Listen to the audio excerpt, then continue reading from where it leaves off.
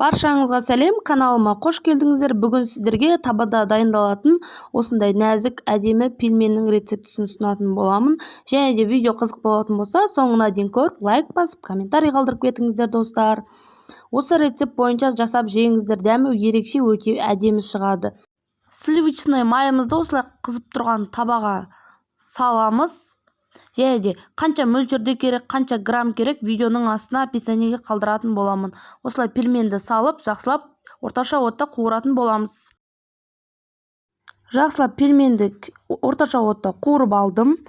Паприка және де маги приправа, сиыр етіне арналған приправадан да кішкене сеуіп алдым. Көп приправа себудің керегі жоқ. Және де 2 қасық қаймақ қостым. 1 стакан су құйып, бір қайнатып аламыз. Қайнағаннан кейін астын басып, жай отта 10 минуттай пісіріп бұқтырып аламыз.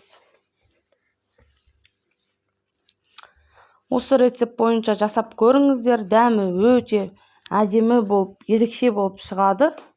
Міне, суы тартылды. Сырды сеуіп, сыр ерігенше пісіріп аламыз. Сырды қоссаңыздар да, қоспасаңыздар да өз еркілеріңіз, қалауларыңызға қарай қосасыздар. Және міне өте дәмді болып пісті. Мен түскі уақытқа 2 адамға арнап жасадым. Және 3-4 адамға жасайтын болсаңыздар, осыны 2 есеге жаңағы рецептісін көбейтесіздер, керек заттарын. Және видео ұнаса лайк басып, комментарий қалдырып кетіңіздер, достар.